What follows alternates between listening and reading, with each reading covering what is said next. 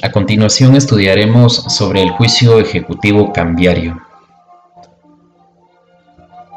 Para comprender cada uno de los temas que se disertarán en el presente video, es necesario que usted tenga presente su código de comercio, que el mismo esté debidamente actualizado. Podemos determinar que el mismo cuenta con la última actualización siempre y cuando tenga la reforma del decreto 6-2020 del Congreso de la República, específicamente en el artículo 503 y 511 de nuestro Código de Comercio. Aunado a ello, se necesita tener presente su Código Procesal Civil y Mercantil. Debo indicarle que esta clase de proceso es el que se utiliza en aquellos casos de los títulos de crédito en materia mercantil.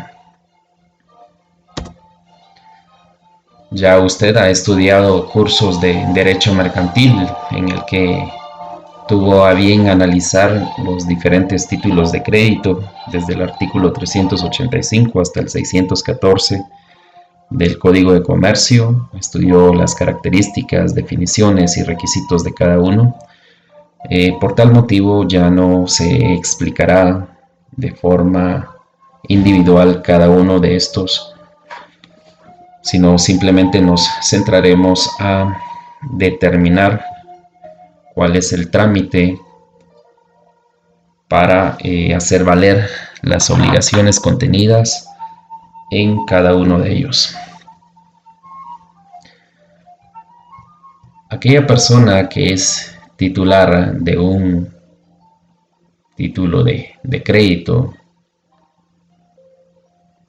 que a su presentación no se cumpla con lo que él mismo apareja, está en la disponibilidad de iniciar un juicio de acción cambiaria, que es el que explicaré a continuación. Vamos a comenzar definiendo que el proceso ejecutivo cambiario es utilizado para el cobro o exigencia de cumplimiento de las obligaciones provenientes de los títulos de crédito. Ya sabe usted qué es un título de crédito, cuáles son sus características, sus elementos y requisitos. Por tal motivo ya no entramos en discusión de ello. ¿Qué normas aplicamos en esta clase de procesos? Utilizaremos todas las normas del Código de Comercio en cuanto a su tramitación, o sea, del artículo 615 al 630. Además, todo lo referente a los títulos de crédito. Y por supuesto, utilizaremos el Código Procesal Civil y Mercantil, ya que a través del mismo utilizaremos el trámite del juicio ejecutivo que hemos estudiado en videos anteriores. El procedimiento de la ejecución cambiaria está establecido en el artículo 630 del Código de Comercio. En el mismo se puede colegir que se aplican las normas del juicio ejecutivo civil, salvo lo establecido en el Código de Comercio respecto a excepciones y otras particularidades. Vamos a denotar que el Código de Comercio, por la especialidad en esta clase de procesos, pues nos dan algunas características que se deben aplicar al juicio ejecutivo cambiario. Aunado a ello, pues también utilizaremos las normas del juicio ejecutivo en vía de apremio en lo que fuere aplicable a esta clase de procesos.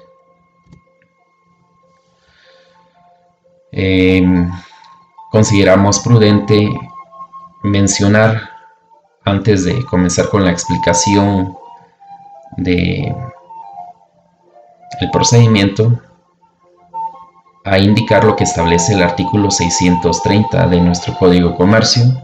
El cobro de un título de crédito dará lugar al procedimiento ejecutivo. El cobro de un título de crédito dará lugar al procedimiento ejecutivo sin necesidad, note lo interesante, sin necesidad de reconocimiento de firma ni otro requisito. Esta es una particularidad de esta clase de procesos, no es necesaria ningún tipo de diligencia para que se reconozca la firma o de otro requisito más que el mismo documento, o sea, el título ejecutivo, salvo que el protesto fuere legalmente necesario. Recordará usted que hay ciertos títulos ejecutivos que es necesario que en dado caso en que se incumpla con los mismos, pues que se realice el protesto como corresponde de conformidad con la ley. Para los efectos del procedimiento se tendrá como domicilio del deudor el que aparezca en el título. Artículo 630 de nuestro Código de Comercio. Recordemos que todo proceso ejecutivo es necesario, es un requisito sine qua non, la existencia de un título ejecutivo. De conformidad a lo que establece el doctor Mauro Chacón Corado, nos indica que el título ejecutivo es un documento mercantil que faculta a su poseedor a obtener de los órganos jurisdiccionales el procedimiento de ejecución cambiaria para hacer efectivo el derecho incorporado en el título de crédito ante el incumplimiento del o de los obligados. Cabe mencionar que el órgano jurisdiccional competente para conocer de este proceso ejecutivo cambiario son los juzgados de instancia civil. ¿Qué clases de títulos ejecutivos podemos considerar en esta clase de proceso? Mencionaremos algunos, tales como el cheque.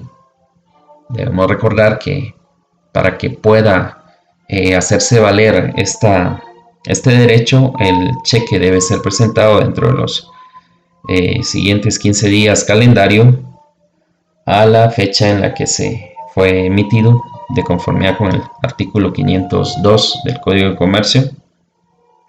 El artículo 508 nos habla de una presentación extemporánea que es dentro de los 6 meses, siempre y cuando se tenga fondo.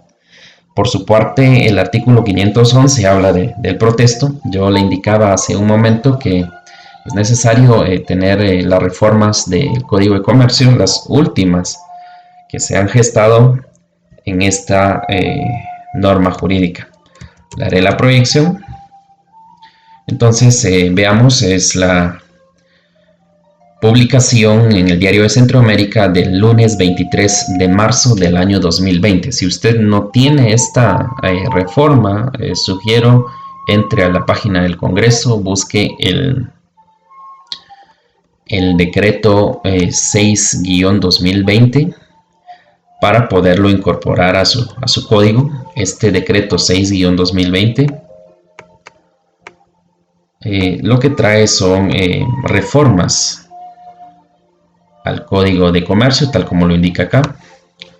Reformas al decreto 2-70 del Congreso de la República, Código de Comercio. Veamos cuáles son las reformas significativas que debemos de tener bastante claro, ya que estamos hablando de un juicio ejecutivo cambiario, pues obligatoriamente debemos de contar con nuestras leyes actualizadas. Una reforma del artículo 503 referente a la presentación del cheque en Cámara de Compensación, pero específicamente vamos a leer la reforma del artículo 511 que habla del protesto en los cheques. Repito, si no tiene esta reforma, haga la anotación en su Código de Comercio en el artículo 503-511 indicando ver decreto 6-2020. En este sentido, le vamos a dar lectura a lo que establece esta reforma, el artículo 511. Protesto. El protesto por falta de pago debe tener lugar antes de la expiración del plazo fijado para la presentación. La pregunta acá es, ¿cuál es ese plazo fijado? La respuesta yace en el artículo 502, o sea, los 15 días después de la emisión del cheque. Entonces continuamos leyendo. El protesto por falta de pago debe tener lugar antes de la expiración del plazo fijado para la presentación. La anotación, nótelo o vea lo interesante de esta reforma.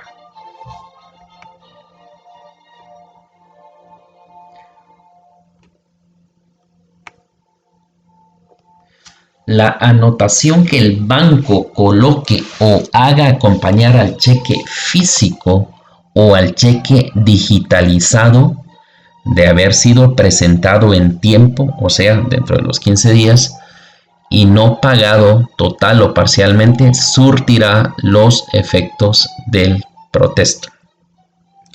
Recordemos también que se puede realizar el protesto a través de un acta notarial, siempre y cuando se cumplan con los requisitos de ley. Es esto novedoso en la reforma. Algunos artículos de nuestro Código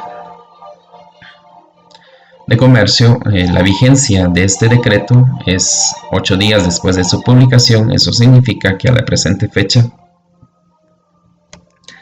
ya tenemos vigente esta norma jurídica, que es el decreto 6-2020 del Congreso de la República. No entramos en mayor particularidad de lo que es el protesto, pues ya estudió usted en cursos anteriores a qué refiere esto. Entonces tenemos como clases de títulos ejecutivos el cheque debidamente protestado, la letra de cambio siempre que se proteste de conformidad con la normativa legal, la factura cambiaria protestada. Un título ejecutivo puede ser el pagaré, el certificado de depósito, los vales, certificado. Aquí tenemos un lapsus calami, hay duplicidad de este título, ya lo eliminamos. Tenemos el certificado de depósito, vales o las obligaciones de ventures. Igual no explicamos cada uno de ellos, pues ya se conoce las particularidades. Notemos lo siguiente, lo que establece el artículo 1039 de nuestro Código de Comercio. En materia mercantil son títulos ejecutivos las copias legalizadas del acta de protocolización de protestos, documentos mercantiles y bancarios o los propios documentos, o sea, nos referimos a los documentos originales, si no fuere legalmente necesario el protesto.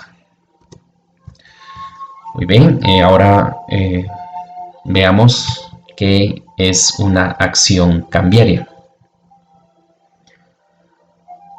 La acción cambiaria deviene, según el jurista Edmundo Vázquez Martínez, el portador o tenedor de un título de crédito no atendido, o sea, no pagado, esto es, en el cual no ha habido cumplimiento, tiene el derecho de actuar en contra de las personas obligadas en la relación contenida en el mismo, exigiendo judicialmente el cumplimiento forzoso. Entonces, en síntesis, ¿qué es la acción cambiaria? Tal como lo tengo subrayado acá con otro color de letra, la acción cambiaria es el derecho que tiene el tenedor de un título de crédito para actuar en contra de la persona obligada y solicitar que judicialmente cumpla con tal obligación.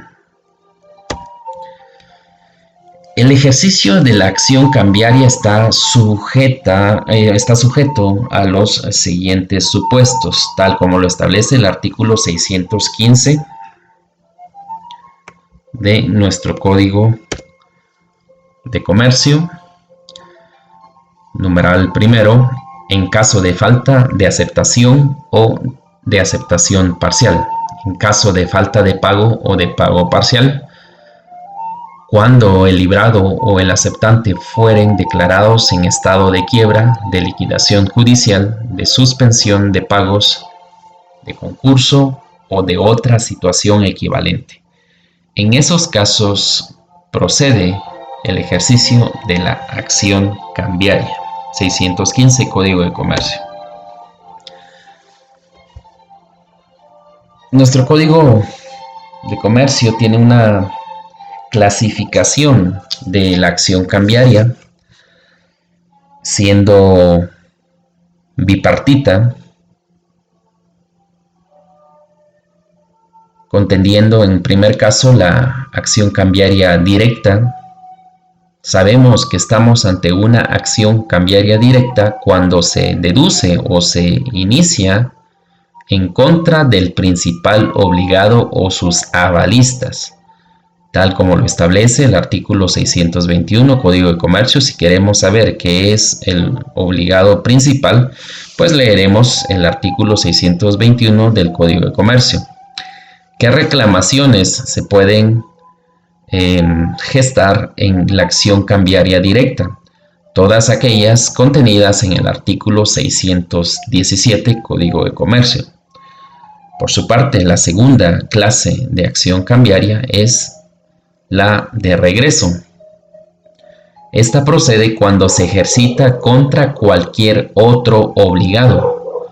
Corresponde pues al tenedor legítimo o último tenedor del título de crédito que haya hecho efectivo su importe. La reclamación, o sea, ¿qué se puede solicitar en esta acción cambiaria de regreso? Encontramos la numeración de los supuestos contenidos en el artículo 618 del Código de Comercio. Veamos un ejemplo de acción cambiaria de regreso. El avalista que pague el importe, o sea, estamos hablando que esta persona que sirvió de aval para una obligación contenida en un título de crédito, sea quien termine pagando la misma. El avalista que pague el importe adquiere los derechos derivados del título de crédito contra la persona garantizada y contra los que sean responsables respecto de esta última por virtud del título. Esto lo encontramos en el artículo 405 de nuestro Código de Comercio. Entonces tenemos las dos clases de acción cambiaria directa y acción cambiaria de regreso. ¿Cómo sabemos cuál utilizar en un proceso judicial? Pues dependerá del sujeto en contra de quien se dirija la misma. Por supuesto, la acción cambiaria prescribe por el transcurso del tiempo. Recordemos aquellas instituciones del derecho de obligaciones que nos indican que las obligaciones se extinguen por prescripción, siendo la prescripción un instituto jurídico que hace desvanecer o perder el derecho del acreedor por el paso del tiempo sin haberlo ejercitado o reclamado. Entonces, la prescripción en materia de acción cambiaria la encontramos desde el artículo 626 al 628 Código de Comercio. Acción directa prescribe en el plazo de 3 años a partir del día del vencimiento. La acción cambiaria de regreso del último tenedor prescribe en 1 año contando desde la fecha del vencimiento y en su caso desde que se concluyan los plazos de representación o, si el título fuere con protesto, desde la fecha en que se haya levantado. Debe recordar cuáles son esos títulos de crédito que tienen como requisito indispensable el protesto. La prescripción contra otros obligados, la acción del obligado de regreso contra los demás obligados anteriores prescribe en el plazo de 6 meses contados a partir de la fecha del pago voluntario o de la fecha de notificación de la demanda. Muy bien, lo anterior son generalidades del proceso o juicio ejecutivo cambiario. A continuación veremos cuáles son las etapas de ese juicio ejecutivo. Recuerda que le indiqué que de conformidad con el artículo 630 del Código de Comercio se utiliza el proceso ejecutivo, o sea, nos estamos refiriendo al proceso ejecutivo civil, por supuesto con las variaciones que indica el Código de Comercio. Aunado a esto, pues también se podrán aplicar las etapas del juicio en vía de apremio. Se hará una explicación sucinta de cada una de estas etapas, pues las mismas fueron explicadas con amplitud en videos anteriores. Entonces, en las etapas del juicio ejecutivo cambiario tendremos la demanda, la oposición o excepciones por el plazo de 5 días, como lo menciona el artículo 329, Código Procesal Civil y Mercantil. Habrá audiencia del ejecutado por el plazo de 2 días, como lo establece el 331 de la misma ley. Si se ofrecieran pruebas, también se abrirá a prueba este proceso por el plazo de 10 días, como lo indica también el 331. Al final de esto habrá una sentencia al tenor del artículo 332. Ahí terminan las etapas del juicio ejecutivo cambiario, utilizando las mismas del juicio ejecutivo civil. Posteriormente a esto, dependiendo de qué tipo de bienes fueron embargados de forma ejecutiva o fueron solicitados en la demanda, pues imaginemos que se haya embargado un bien mueble o bien inmueble. Entonces se dará la tasación, habrá remate de los bienes, la liquidación, la escrituración, la entrega de los bienes o el lanzamiento, habrá derecho de apelar y el juicio ordinario posterior.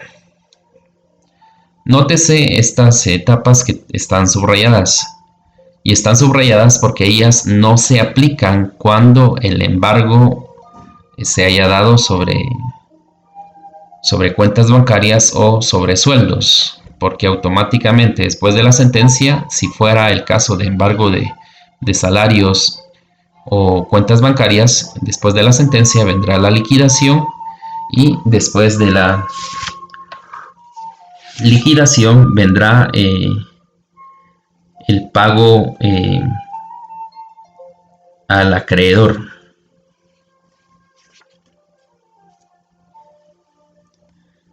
Veamos de forma detenida algunas particularidades de estas etapas. En el caso de la demanda del juicio ejecutivo cambiario, pues debe cumplir con todos los requisitos del artículo 61, 106, 107 del Código Procesal Civil y Mercantil. Si esta demanda se estuviese planteando por un representante legal de alguna sociedad, imagínense, entonces aunado a estos artículos se debe aplicar el artículo 45 del mismo cuerpo procesal, ya que en él establece que en la primera comparecencia se debe justificar la personería y se debe adjuntar el documento que la justifique.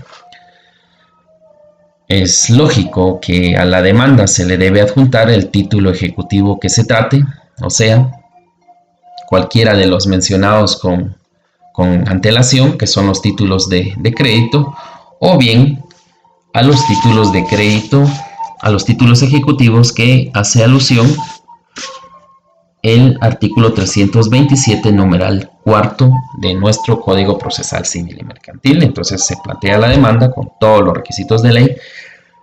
Debo indicarle que para plantear este tipo de demandas se debe mencionar si estamos ejercitando una acción cambiaria directa o una acción cambiaria de regreso, y es necesario que se haga de esa forma para que al momento que el juez califique la demanda para determinar la procedencia del trámite, pues tenga bastante claro qué tipo de acción cambiaria estamos ejercitando.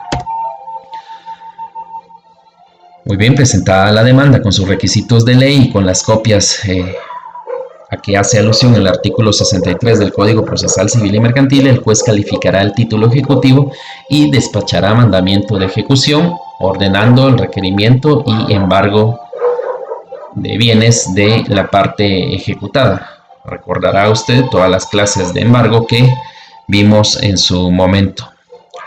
Esto se lo puede encomendar a un ministro ejecutor que, de conformidad con nuestra ley, el ministro ejecutor puede ser un notario o un empleado del organismo judicial, tal como lo establece el artículo 298 de nuestro Código Procesal Civil y Mercantil. El juez dictará una resolución al momento de recibir la demanda, califica que cumpla con los requisitos de ley, en consecuencia dictará una resolución que es un decreto de conformidad con el artículo 141, inciso A de la ley del organismo judicial, dictará ese decreto dándole trámite a la ejecución y en este mismo decreto se le concederá el plazo de 5 días al ejecutado de conformidad con el artículo 329, Código Procesal Civil y Mercantil, para que haga valer su derecho de defensa. Esta resolución se le notificará al ejecutado adjuntándole las copias de la demanda, así como de los documentos adjuntos a la misma.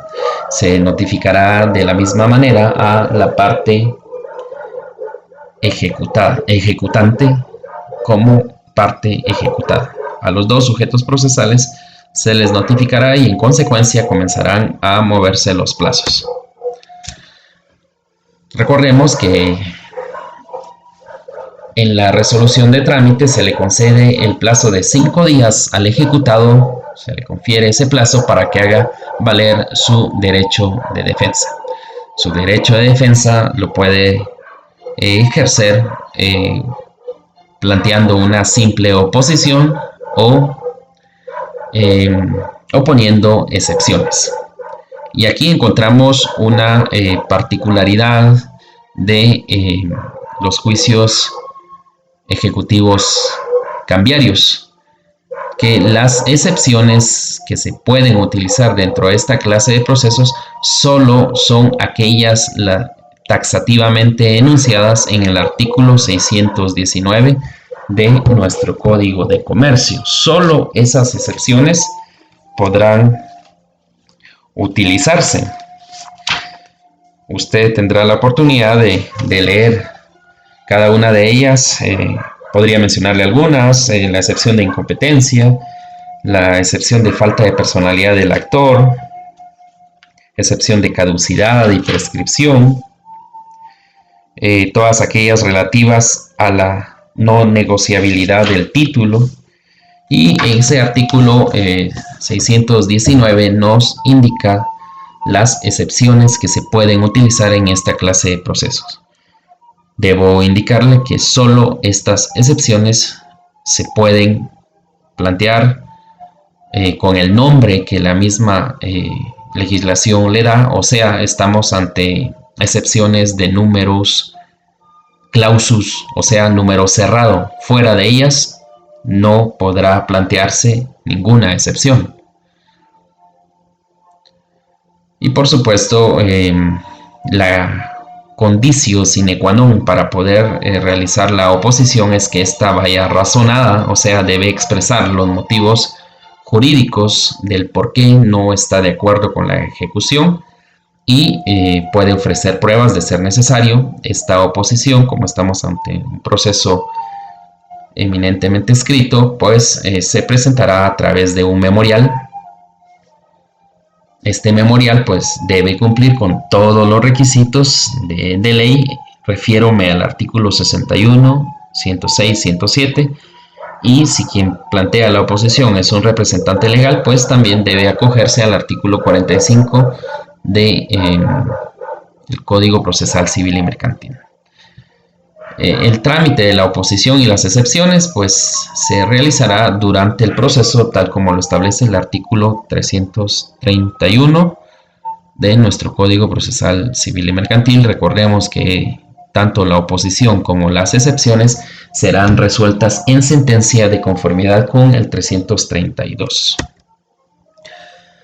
Si hay ejecución y hay excepciones, por mandato legal se le tendrá que conferir una audiencia a la parte ejecutante, o sea, al poseedor del título, el título ejecutivo. Se le dará audiencia de 2 días, siempre que haya oposición o excepciones. Recordará usted que si no hay oposición o excepciones dentro del plazo de 5 días, entonces se aplica el artículo 330 que establece que se procederá a dictar sentencia. ¿Cuál es el motivo o por qué se le confiere audiencia a la parte ejecutante?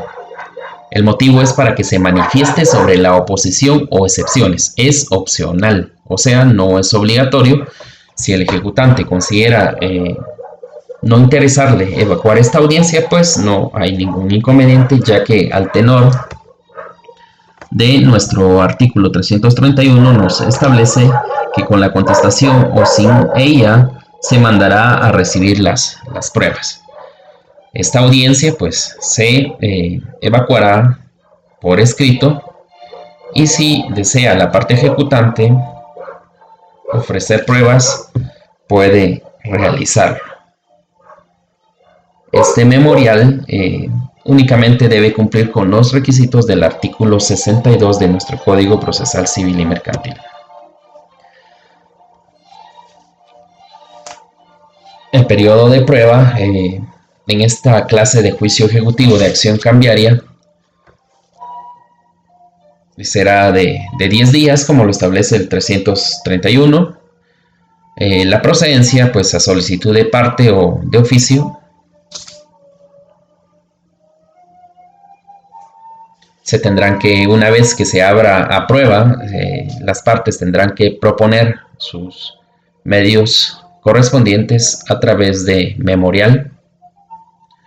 El objetivo de este periodo, de estos 10 días, que son 10 días hábiles, es para el diligenciamiento de las pruebas ofrecidas y propuestas en su momento.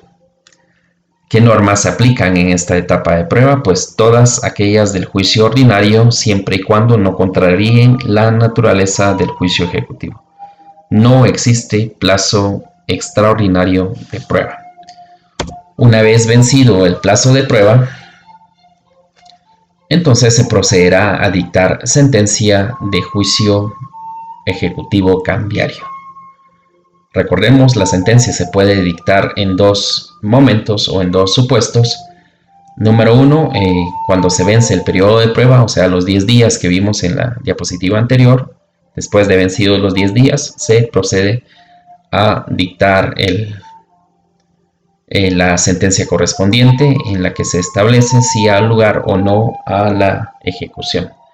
Pero puede darse el caso en el cual la parte ejecutada, no obstante que se le haya notificado de conformidad con la ley, se le haya conferido el plazo de 5 días para oponerse, no lo haga. Entonces aparece el segundo supuesto, que la sentencia se dictará cuando no se comparezca a presentar oposición. El fundamento de esto está en el artículo 330. La resolución pues decidirá lo siguiente: valorará los medios de prueba ofrecidos en su momento, hará pronunciamiento sobre la oposición y o las excepciones, decide declarar si ha lugar o no ha lugar a hacer trance o remate de los bienes embargados y pago al acreedor, dependiendo la naturaleza de los bienes embargados.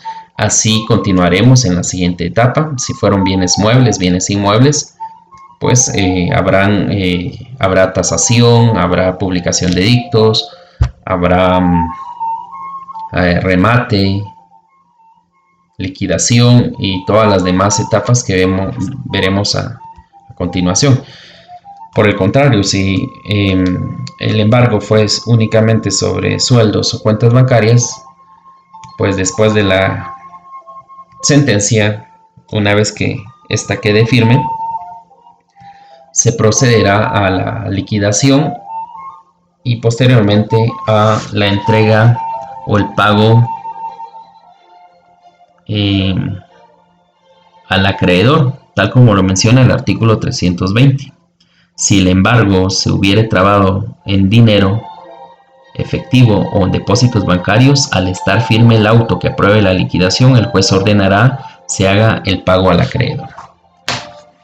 Los requisitos de esta sentencia pues son los mismos establecidos en el artículo 143, 147 y 159 de la Ley del Organismo Judicial.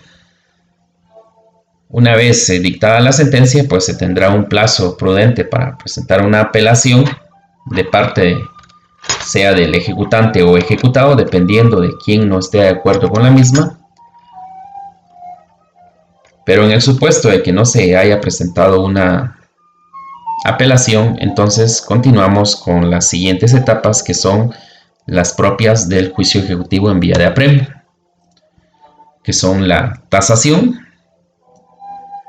Las que están en verde son aquellas etapas que se aplicarán cuando el embargo verse sobre bienes. Entonces, si versare sobre bienes muebles o bienes inmuebles, habrá la tasación para fijar las bases del remate. Se harán las publicaciones de los edictos con las características y plazo que ya se indicó en videos anteriores. Luego iremos a la etapa de la audiencia de remate con todas las particularidades que también ya se explicó. La liquidación, en la que se establecerá el monto de la deuda, los intereses, las costas y todos aquellos gastos en los que se incurrieron. La escrituración solo aplica si hay bienes embargados, entregarle la posesión de bien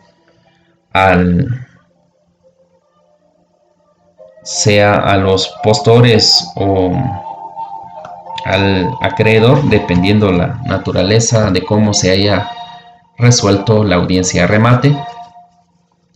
Habrá derecho de plantear la apelación al tenor de lo que establece nuestro artículo 334.